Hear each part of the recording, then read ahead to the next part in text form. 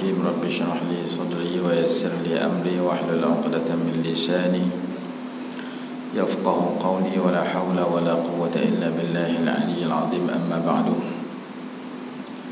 sebelum kita sambung pengajian kita pada pagi ini, ada 1, 2, 3 soalan yang dihantar kepada saya, 5 soalan ni. Jadi kita bincang soalan tu dulu. Kalau ada masa kita sambung baca kitab, tak ada masa kita pakai perabihan ni ya. Soalan yang pertama, jika seseorang yang uzur kena tayamum, bagaimana cara jamak dan qasar? Adakah kena tayamum 2 kali? Tayamum tu 2 anggota, muka dengan kedua tangan. Sama ada cedera itu pada tubuh badan kita, di kaki ke, di tangan ke, di mana, tayamum 2 anggota. Kalau kaki dia tak boleh basuh, tayamum muka dengan kedua tangan. Jangan duk pergi lomong debu di kaki pula. Jadi muka dengan tangan. Muka tu tepuk debu tu, buang dulu, buang tang lain lah. Tepuk sini, buang, jangan banyak kan, buang di muka. Baik. Cuma tangan tu kita nak kena tengok 3 tempat. Kiri, sebab tangan kiri yang nak sapu ni. Tempat yang pertama, hujung jari. Tempat yang kedua, tapak tangan. Tempat yang ketiga, ibu jari. Jadi 3 ni nak kena perhati. Kenapa? Kerana 3 ini nak guna pada 3 tempat. 1, 2, 3. Dan masa kita nak sapu, yang ni kena tutup, sebab yang ni dengan nak guna belah kiri pula. Jangan kita tutup aku tu. Jadi tengok, saya tunjuk. Jadi kita tepuk tangan di bawah ni, di debu ni. Sambil niat, sahaja aku bertayamum untuk mengharuskan sembahyang fardu kerana Allah Ta'ala.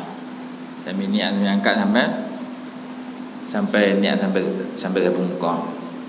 Jadi kena sebut perkataan fardu, sama ada sembahyang fardu ataupun fardu sembahyang. Kalau tak sebut fardu, dia 3 tempat. Baik, macam mana 3 tempat tadi? Okey, sekarang kita nak sapu tangan kanan. Kita pusing tangan kanan yang kita nak sapu. Kerana debu ni kita nak guna lagi untuk tangan kiri. Jangan pergi bercampur sini dengan sini, lagi mustakmal sini. Maka 4 jari sini kita sapu bahagian belakang. Nampak? 4 jari ni bahagian belakang tapak tangan. Tarik. Bila kita tarik, yang ni tak kena ni. Yang ni nak guna jari ni sendiri. Jadi bahagian 4 jari ni untuk bahagian belakang lengan, tarik sampai ujung. Yang tapak tangan sekali kita pusing untuk bahagian ni pula. Tapak tangan guna untuk depan. Yang tak kenal lagi, yang tak guna lagi, jari ni dengan jari ni. Last sekali tarik sampai habis, maka sampai pergelangan belakang jari sebelah kanan. Selesai satu sebelah tangan. Jadi hak kedua pun begitu juga. Pusing yang ni, sak kuno macam silap je lah. Letak jari bahagian belakang. Nampak? Jangan terlajak ke tu. Lagi nak guna ni. Ni nak guna belah depan. Jadi tak sama-sama jari ya. Tarik sampai habis. Jadi bahagian belakang dah kena 4 jari ni. Lajak sampai lepas pada siku, pusing untuk tapak tangan dengan bahagian depan. Sampai ujung, pusing, tolak. Habis 3. Jadi lagu tu cara tangan. Habang senang nak buat, payah. Lepas tanya ustaz, hang ambil mana, hang belajar mana? Ustaz pun tak nak buat semua hidup. Dalam kitab Bajuri ada, dalam dengan keempat tadi. Jadi saya sebut sekali lagi, mudah tuan-tuan tengok. Kita tepuk untuk tangan ni. Kita angkat kita buang debu, jangan buang dalam tu, buang tepi. Jangan banyak sangat. Kemudian angkat lagu tu. Tangan mana kanan ke kiri dulu tau. Kanan dulu. Ikut ni dulu. Buat dah pipuh kiri dulu. Tarik apa 4 jari ni dengan bahagian belakang tangan. Jadi kita dah tarik bahagian belakang tangan sampai habis. Sampai lepas pada siku dah, baru kita pusing. Bila kita pusing, yang depan ni, yang telapak tangan ni untuk bahagian depan. Pusing. Yang ni jangan kacau. Yang ni sebab lagi dia nak sapu yang ni. Jadi pusing, nampak? Yang ni saya tahan tak siap. Saya tak buka tutup siapa, tak bagi debu masuk. Jadi debu ni masuk dah ni. Debu untuk habiskan belakang jari yang belum kena dengan debu yang di jari ni. Sebab tu saya sebut 3 tempat. Jari untuk belakang, tapak untuk depan, jari ibu jari ni untuk ibu jari. Selesai yang tangan kanan. Yang tangan kiri debu tadi ada lagi, maka pusing balik. Habis. Sekali ya. Selesai. Jadi tayamum untuk niat mengharuskan sembahyang fardu. Oi, susah nak buat. Abang senang, nak buat susah, dia tak nak buat. Baik, soalan dia, kalau seorang tu nak jamak qasar, apakah dia kena tayamum 2 kali? Kaedah ulama sebut dalam kitab, wa yatayammamu li kulli fardin. Tayamum bagi setiap satu fardu dan beberapa sunat dan beberapa jenazah. Dengan arti sekali tayamum, sekali sembahyang fardu. Nak sembahyang fardu yang kedua kena tayamum lagi. Kalau sekali tayamum dah guna untuk sembahyang fardu, boleh tak guna untuk yang lain sunat? Sunat banyak mana? Berapa ribu rakaat pun tak apa. Lepas sembahyang sunat ada orang umai jenazah, nak sembahyang jenazah 5 jenazah pun tak apa. Jadi jenazah dengan sunat sekali tayamum boleh guna sebanyak mungkin. 10 kali sembahyang jenazah pun boleh, 20 rakaat main tarawih pun boleh. Untuk fardu tak boleh. Satu fardu, satu tayamum. Dengan arti kalau dia sembahyang jamak qasar, dia kena 2 kali tayamum. Sekali tayamum untuk fardu yang pertama, sekali tayamum untuk fardu yang kedua. Tak boleh. Hendaklah dia bertayamum bagi setiap satu fardu. Satu fardu, satu tayamum. 2 fardu, 2 tayamum. Mungkin soalan yang timbul, saya sembahyang jamaah takdim. Jamaah takdim kena mualat, kena berturut-turut. Sekali saya tayamum ada terselang masa. Selang masa kerana tayamum tidak memutuskan mualat. Kenapa tak memutuskan mualat? Kerana mualat itu maksud berturut-turut tu sekurang-kurangnya kadar 2 rakaat sembahyang. Saya habis sembahyang yang pertama, saya makan dulu sepinggan, lepas tu saya sembahyang yang kedua. Tak memutuskan mualat kalau tak sampai kadar 2 rakaat. Cuma orang tak nak bekerja aku tu. Jadi maksud sembahyang yang mesti mualat jamak takdim tu mesti sembahyang pertama dengan kedua tak boleh dipisahkan. Bila tak boleh pisah, kita duk buat apa lepas tu? Kita hanya qamat. Jadi kalau seseorang tu nak terkentut ataupun nak terkencing lepas pada sembahyang yang pertama, dia terkentut, dia ambil je sembahyang, dia main sembahyang, tak putus mualat lagi. Kalau masjid tu tak besar macam jadi haram lah. Kalau dekat di sini pergi sekolah tu ambil sembahyang mai, apakah sampai kadar sembahyang 2 rakaat? Tak sampai, maka mualat masih ada, tak putus. Jadi kalau kita nak sembahyang 2 fardu dengan 2 tayamum dan sembahyang itu jamak takdim, pastikan lepas bagi salam terus tayamum yang kedua, terus sembahyang. Wuduk nak kena ambil, tak batal. Tadi ada dah. Kan kita ambil wuduk. Wuduk ni boleh sembahyang untuk berapa rakaat pun. Oleh kerana kita bagi salam yang pertama, tayamum kita dah selesai dengan sembahyang yang pertama, wuduk tak kena pergi ambil lain. Pasal apa? Wuduk masih ada, kita tak kentut lagi. Maka lepas pada sembahyang pertama, kita hanya perlu tayamum untuk sembahyang yang kedua.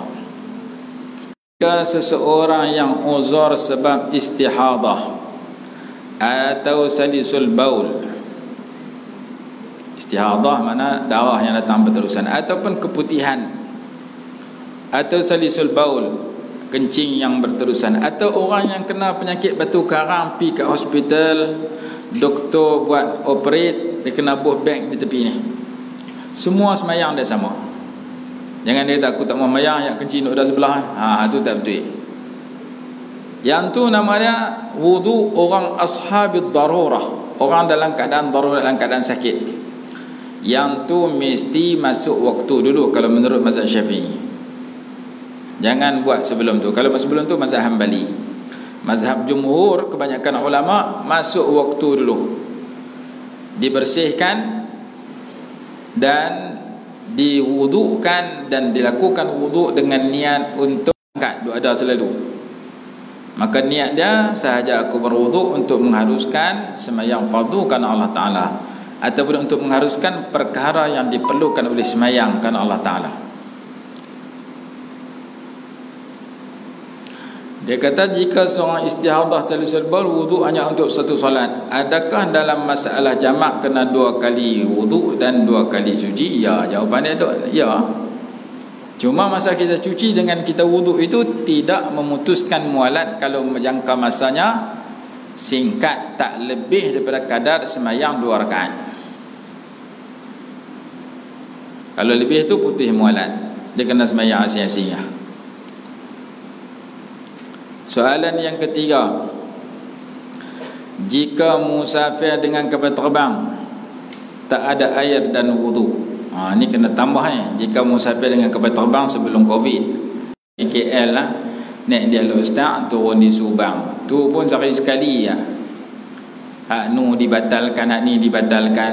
Jadi saya duduk di Kuala Lumpur musim Covid ni, tengok pagi ada, petang tak ada, kadang sehari sekali, hari 2 kali payah jumpa. Hari tu saya nak balik daripada Kuala Lumpur, tiket saya pukul 3 petang, saya pun sampailah pukul 2 nak check in. Dia kata kapal terbang pukul 1 tadi. Tak pernah jadi, lalu duduk delay pas ke belakang, ni pas ke awal. Saya kata siapa terbang pukul 1? Oh, kami ubah dah. Pasal ubah-ubah orang tak ramai, jadi dia himpun hak pagi dengan petang tu buah tu terbang. Hak pagi sekian bilangan, hak petang sekian bilangan, akhirnya payah dia buah tengah-tengah pukul 1. Hak pagi dia suruh main tengah hari, hak petang dia suruh main tengah. Abang dia kata kami hantar mesej dah. Bila? Kemarin. Buka-buka dah sungguh mesej tak baca. Duk baca WhatsApp lah. Dia bukan hantar ke WhatsApp, hantar ke mesej. Jadi baca-baca tak ada. Nak balik juga ke Kedah hari Jumaat, esok ada kuliah duha di pondok saya, terpaksa beli kapal terbang baru, tiket kapal terbang baru. Saya beli ada. Jadi itu hilang betul saja. Jadi kalau kita naik kapal terbang, musafir dengan kapal terbang, dia kata tidak ada air untuk berwuduk dan tidak ada debu tanah untuk tayammum. Bagaimana cara nak jamak solat jamak qasar? Kalau kita naik kapal terbang, air ada, bukan tak ada.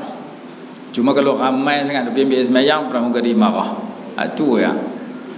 Jadi pengalaman saya duduk naik kapal terbang ni, saya memang pergi ambil wuduk. Masuk dalam bilik itu, susu muka sekali, tangan sampai siku sekali, sapu kepala sekali, basuh kaki sekali. Yang terbang, pintu jamban keluar, habis kapet. Mula-mula kata makcik jangan duk ambil sembahyang lah. Ia terjun kapal terbang dengan yang sembahyang makcik ni. Akhirnya tak dibenarkan. Kalau setekat sikit-sikit maka boleh. Ada orang dia bawa air dalam botol, dia spray muka dia bagi lencun, dia macam orang pergi haji ada botol kan. Dia macam tadi disebut, sekali-sekali sudah. Maka kalau orang berwuduk dengan sempurna sedemikian, bila dia nak semayang, dia minta ruang kepada pramugara, saya nak semayang, ada tempat untuk semayang. Dia kata ni sebelah tempat makan. Kalau orang Saudi dia buat terus surau dalam tu. Kalau yang kapal terbang lain, dia kata tepi tempat makan, boleh duduk 2 orang, boleh semayang jemaah itu.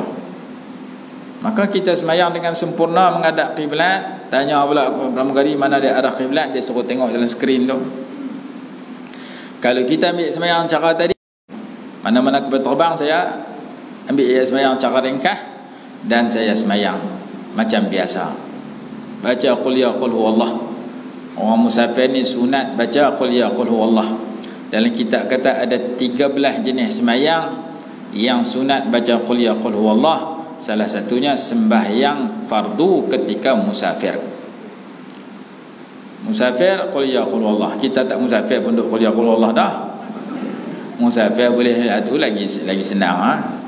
Jangan musafir duk baca surah Kahfi, Alif Lam Mim Sajdah pula lah, sehingga RNR di Sungai Perak tu Tanzilul Kitab tu perderas surah Sajadah tu ketang lutut orang belakang. Di airport lagi tak boleh. Saya kan terbang macam-macam orang nak masuk airport qul ya qul huwallah 5 waktu kalau jadi imam. Pergi duk tarik ayat tengah-tengah tu, makmum belakang bila dia. Dalam kitab fiqh kata sunat baca qul ya qul huwallah.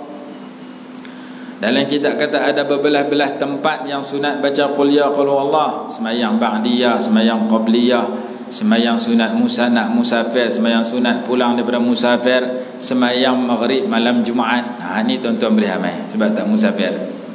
Maghrib malam Jumaat, surah yang paling afdal dibaca rakaat pertama qul ya ayyuhal kafirun, rakaat kedua qul huwallahu ahad, tiap-tiap malam Jumaat untuk maghrib. Yang ni tuan-tuan boleh tulis, boleh buat dalam grup WhatsApp, boleh sebang kat dia beradik. Tak payah cari surah yang lain.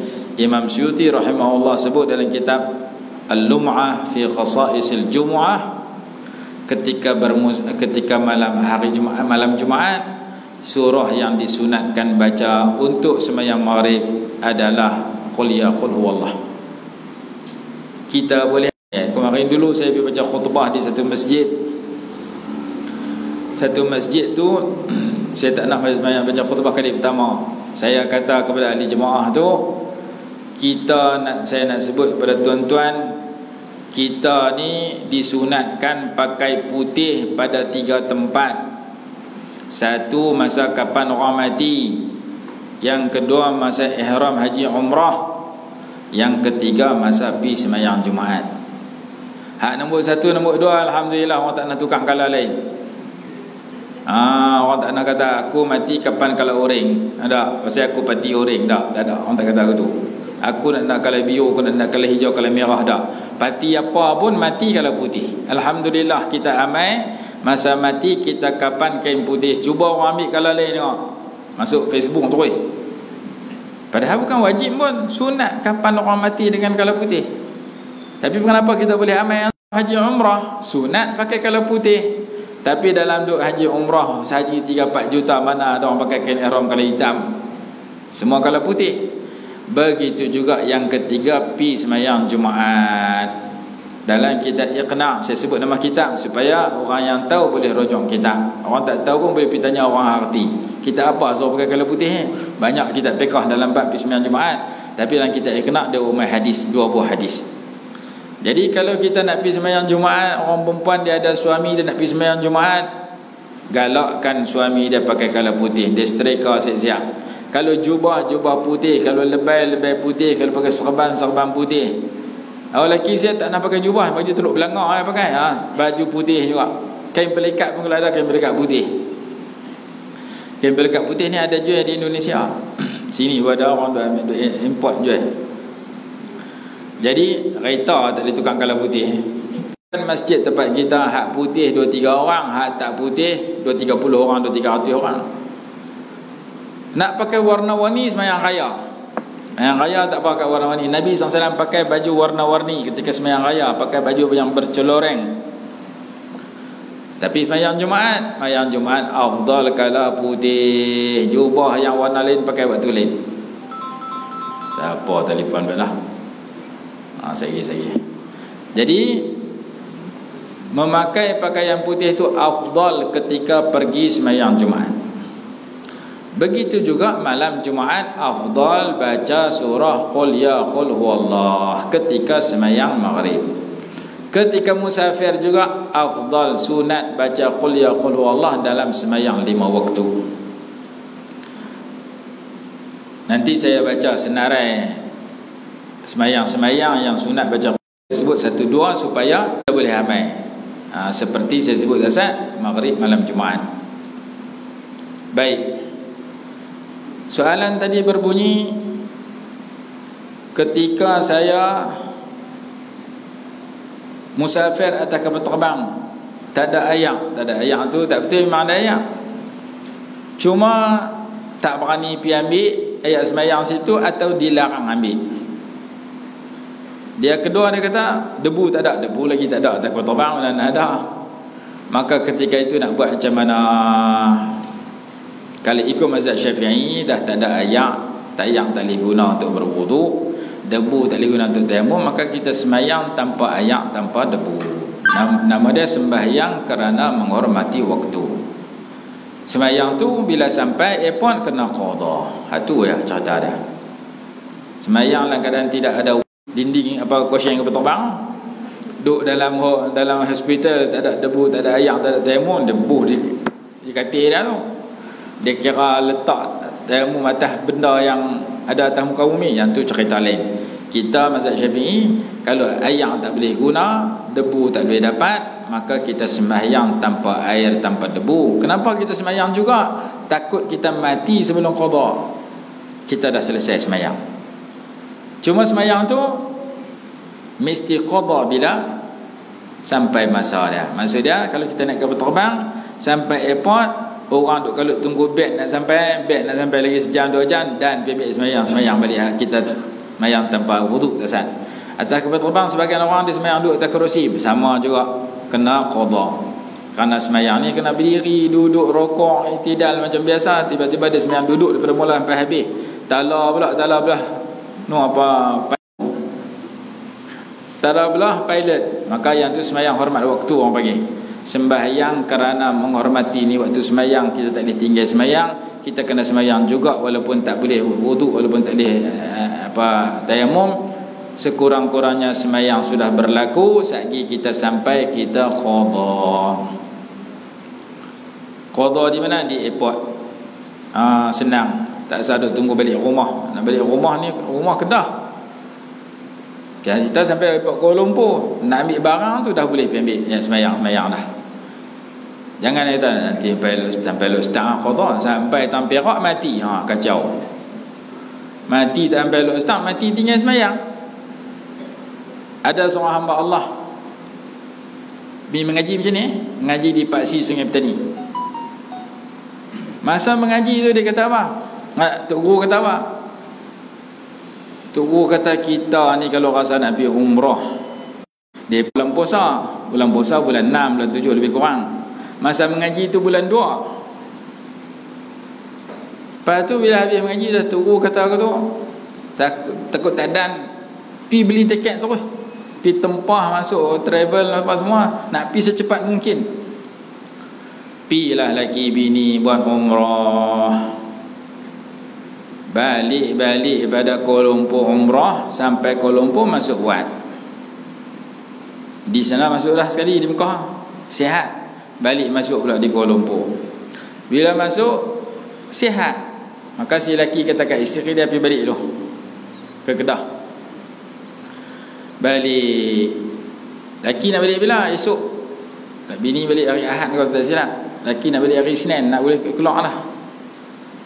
Duk esok keluar lah daripada Wat,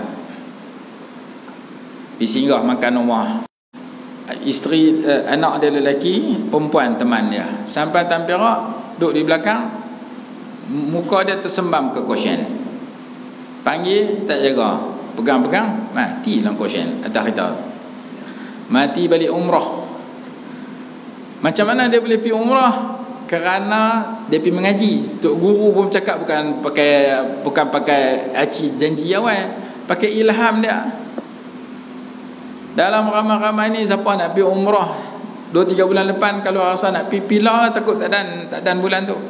Dengar tu saya jadi terkejut, terhuja dengan kata-kata, berasa nak buat jadi sungguh. Balik sampai di Perak, lebih kurang Taipei, lebih kurang mati dalam kereta. Kona pergi hospital, cek mati sungguh.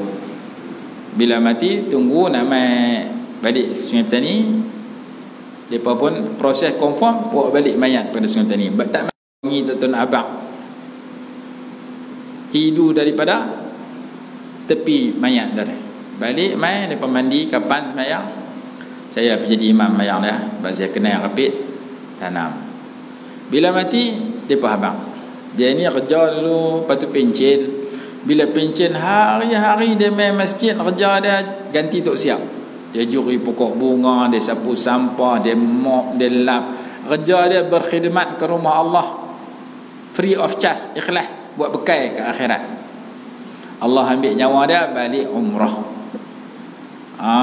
Balik pada umrah, mati. Saya pergi semayang mayat dia. Masa lepas kafan, dia kata wajahnya berseri-seri. Balik umrah, mati. Mati dalam keadaan dah pergi cuci dosa di Mekah, Madinah. Jadi kita takut jadi begitu tu. Kita naik kapal terbang, kita kata nanti nak beli hormat waktu ini sekadar dalam perjalanan. Bila destinasi dah sampai, jangan tangguh qada siap-siap. Takut kita tak sampai rumah, mati tengah jalan, mati tinggal semayang. Sebahagian jemaah yang kita lihat, kita naik kapal terbang balik umrah ni dengan banyak travel ni, kumpulan ni. Dia baru balik umrah, buat cuci dosa bersih, naik kapal terbang tak semayang. Time makan dia jaga pula. Time semayang dia lena, kerong lena. Time makan jaga pula. Time makan dia boleh celek makan, lepas tu tidur balik. Time semayang dia tak dia buat. Yang ni kerana dia tak tahu bahawasanya semayang tu wajib, lagi tak keluar waktu, wajib kena qada. Jadi tadi baru pergi Mekah, baru balik pada Mekah, menangis di sana, berdoa di sana, bertaubat di sana, buat mana boleh semayang, ayam tak ada, habis. Jadi sebahagian penumpang kapal terbang, dia tak peduli semayang atas kapal terbang, baru balik pada Mekah. Sedangkan sembahyang masih dituntut. Kalau kapal terbang tu jatuh, mati tinggal sembahyang. Jadi kita peringat kepada orang musafir, kalau boleh sembahyang macam biasa, tak boleh tukar pergi cara lain, mesti kena sembahyang cara biasa. Kalau yang tak boleh tu kerana hak biasa dah tak mampu, maka baru boleh kita sembahyang lagu mana pun, tapi yang tu kena qada. Mai aliran pula lah, aliran satu lagi, kaum muda. Kan kaum muda dia kata tak ada sembahyang hormat waktu ni. Ni ada juga. Adik-beradik kita pergi mengaji boleh Wahabi tak mana tau. Balik dia berkeling dengan kita pula. Dia kata hormat waktu ni tak sebut nama kitab supaya kita boleh jawab kat depa. Kitab yang menceritakan sembahyang hormat waktu, kitab Hasyiah Qalubi wa Umairah dalam bab tayammum. Dan kitab yang panjang juga cerita khilaf ulama ini, Nailul Awtar, Imam Syaukani sebut tentang sembahyang hormat waktu. Jadi mazhab kita ada sembahyang hormat waktu diambil daripada ayat tayammum daripada Sahih Bukhari, dan diceritakan dalam kitab-kitab tersebut yang saya katakan tadi. Jadi kalaulah tidak ada air, tidak ada debu, maka sembahyang lagu mana pun tak ada air, tanpa air, tanpa debu. Tapi bila sampai besok kena qada. Soalan yang keempat, jika musafir pakaian kena najis, bagaimana cara nak solat jamak qasar? Tukar pakaian baru. Nak basuh semua tu di rumah, mesti pakai mesin basuh. Kalau boleh cuci najis tu, hilang ain dia, hilang warna rasa, sembahyang. Pakaian saya kena najis, ayat kencing, tak boleh nak buat dah, tak tukar pun tak ada, sembahyang macam tadi juga, hormat waktu. Ayat sembahyang kena ambil kalau boleh ambil. Kalau contohnya kita naik bas boleh berhenti ambil sembahyang, nak tukar pakaian tak ada, kain pelikat pun tak bawa, baju dah kena najis, nak tukar pun tak boleh, nak beli baju tak ada orang jual. Sebab RNR mana jual baju, dia terian dah. Nak makan banyak, nak beli pakaian tak ada, pakaian pun buat selai tu ya. Nak basuh pun tak boleh, tak dan. Maka macam tadi juga, saya ni qada. Jadi tang semayang tak boleh tinggal, mesti dilakukan selagi kita beramal. Tahu ke tak tahu ni kiblat, bagaimana cara kita nak solat? Kalau tahu kena menghadap kiblat. Dan kenderaan itu ada jenis boleh semayang sempurna, macam kita semayang atas kapal terbang, atas kapal laut. Sembahyang atas lori. Atas lori boleh sembahyang rukuk i'tidal, tapi kalau sembahyang atas bah susah. Sembahyang atas bah kita duduk atas kerusi, nak sembahyang macam mana? Maka ketika itu kalau kita nak sembahyang juga tak boleh kita nak berdiri i'tidal macam biasa, sembahyang duduk atas kerusi, yang tu kena qada kalau fardu. Kalau sunat tak apa. Jadi sembahyang sunat ketika bermusafir boleh sembahyang sambil duduk dan dilakukan dengan isyarat, dan boleh dihadapkan ke arah yang kita tuju. Kalau boleh takbir menghadap kiblat silakan. Lepas tu tang baca Fatihah apa semua, tala belah arah yang kita tuju. Kalau untuk sembahyang sunat sahaja, fardu tak boleh. Fardu kena sempurna. Musafir tu musafir jenis mana? Jauh ke dekat? Dua-dua. Dua-dua boleh. Tak semestinya jauh. Jauh ni untuk qasar jamak. Musafir dekat duduk di Tandok, musafir duduk di Masjid Sultanah, musafir pergi Simpang 4. Simpang 4 dengan Masjid Sultanah kan jauh mana? Sembahyang atas motor. Sembahyang sunat ba'diyah. Dia sembahyang lohor di sini, lepas lohor dia nak pergi Simpang 4. Sini Simpang 4 bukan jauh mana. Sini Alok Janggui, sini Kuala Sungai, dekat lah. Dia sembahyang sunat atas motor menghadap Kuala Sungai. Boleh ke tak boleh? Boleh. Cuma jangan duduk sujud atas handle motor. Pergi duduk nak takbir tak boleh. Lepas tangan lagi kona, tak payah angkat tangan. Sunat dia angkat tangan.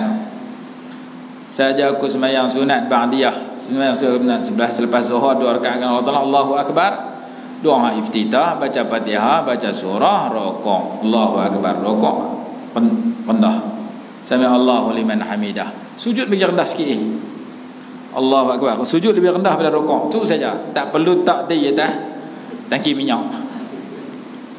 Sambil bawa motor, sambil buh gear, sambil baca rukuk sampai bagi salam 2 rakaat, tak batal sembahyang. Itu untuk sembahyang sunat sahaja. Boleh menghadap arah yang kita tuju atau arah kiblat, dan walaupun musafir dalam jarak yang dekat.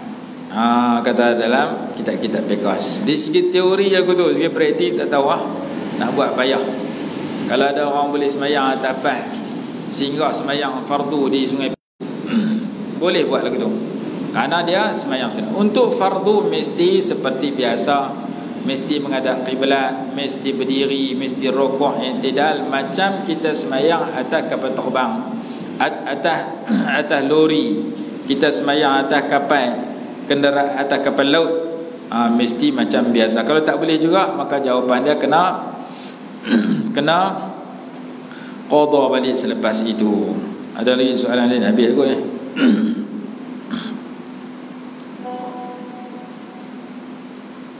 Baik, habis. Saya tambah sikit lagi tentang puasa. Kerana kita duk puasa, saya nak sebut satu benda iaitu orang yang tak puasa. Orang yang tak puasa bila dia tinggal ada 4 jenis. Jenis pertama qada saja. Jenis kedua bayar fidyah saja. Hak keempat qada pun tak kena, fidyah pun tak kena.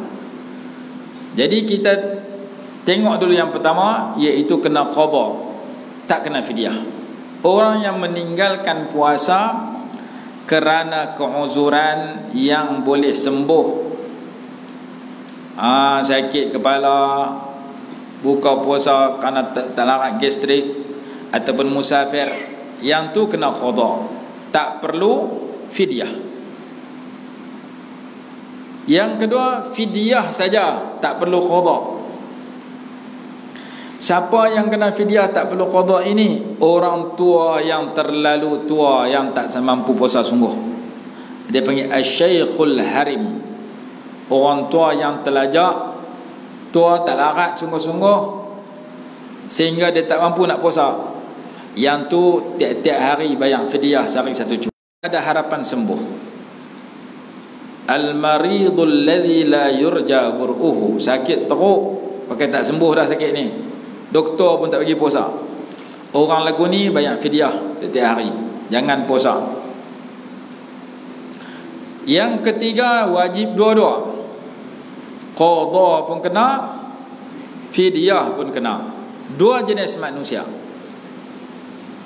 Satu orang yang meninggalkan puasa pada Ramadan yang lepas raya patut dia qadha, dan dia mampu qadha. Tiba-tiba dia tangguh sehari masuk puasa tahun ni. Dia tinggal tahun lepas 7 hari sampai hari ni baru sedar, lah aku tak qadha 7 hari tu. Setelah Ramadan dulu dia tinggal 7 hari, Ramadan tahun ni baru sedar kata dia tak qadha, maka lepas raya ni dia kena qadha. 1 tahun langkah.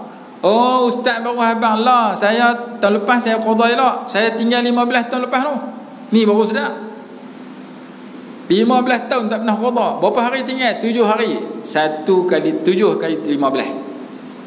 7 hari yang ditinggalkan kali dengan 15 tahun yang langkah tahun yang ditinggal, baru sedar hari ni. Kira apa-apa, saya matematik tahu apa pandai. Nak kira memang susah lah.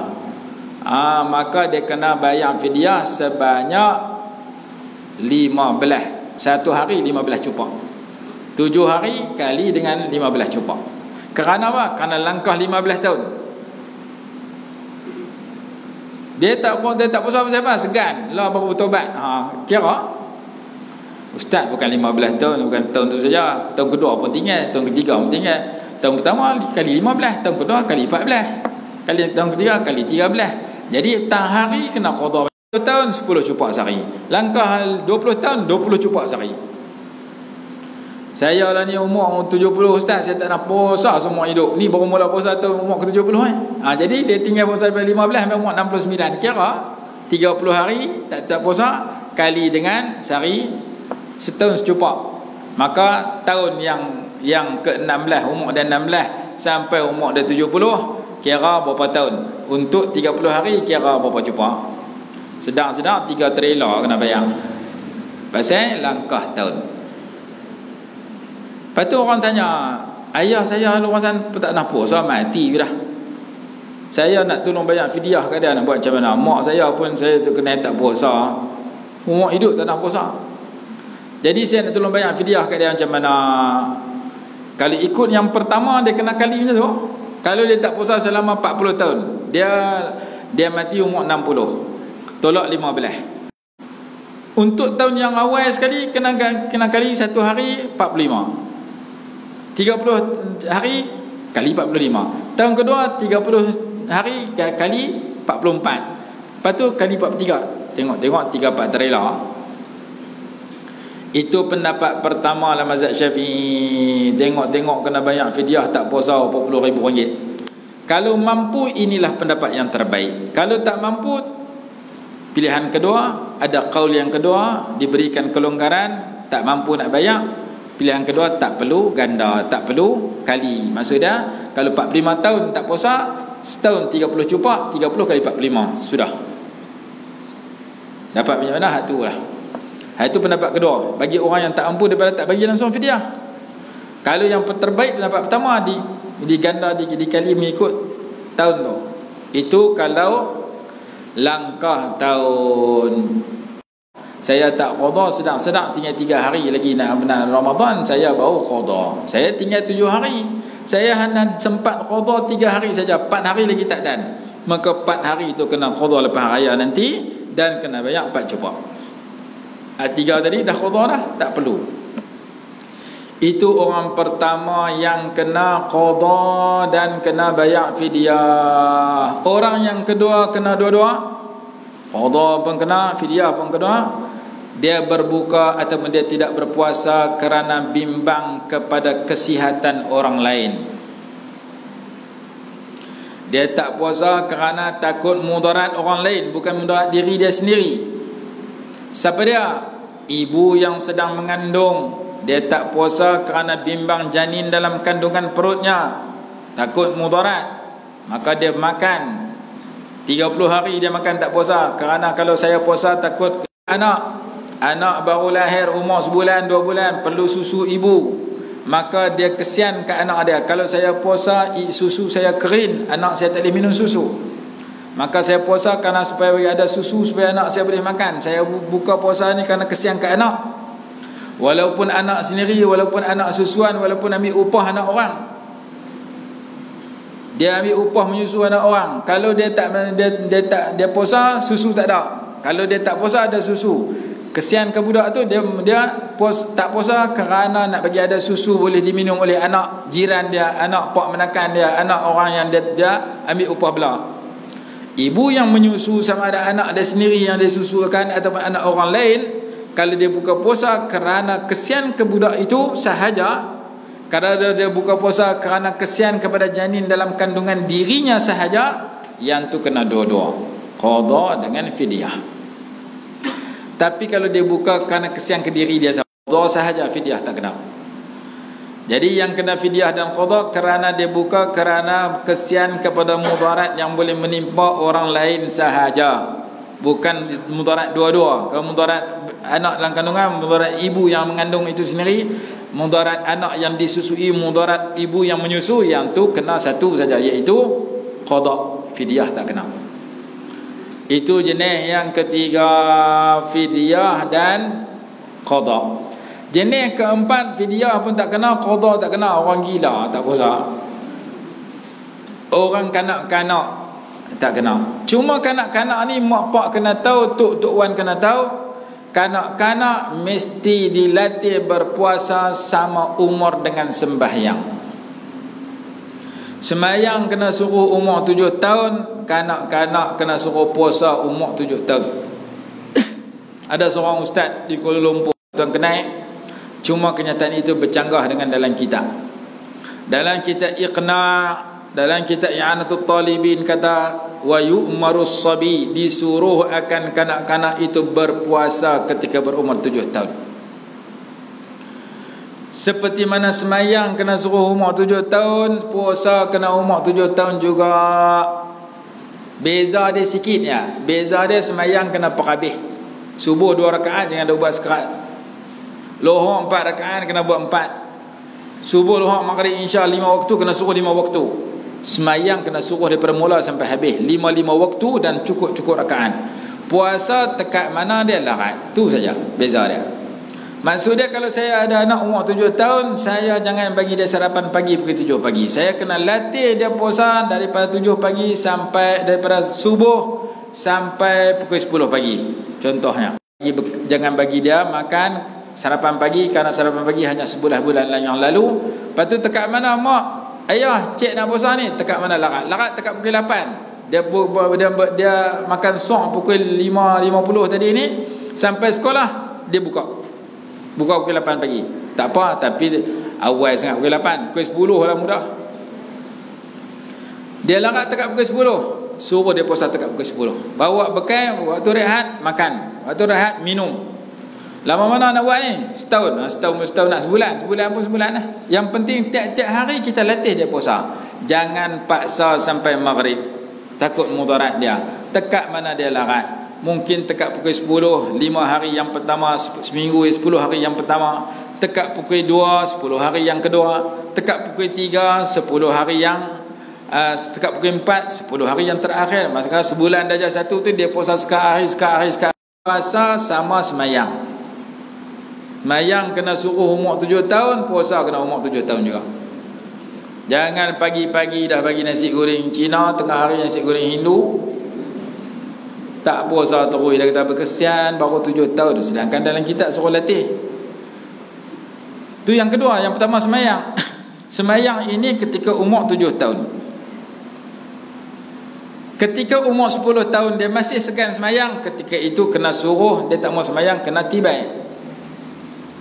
Hadis kata, suruh anak kamu semayang ketika berumur 7 tahun.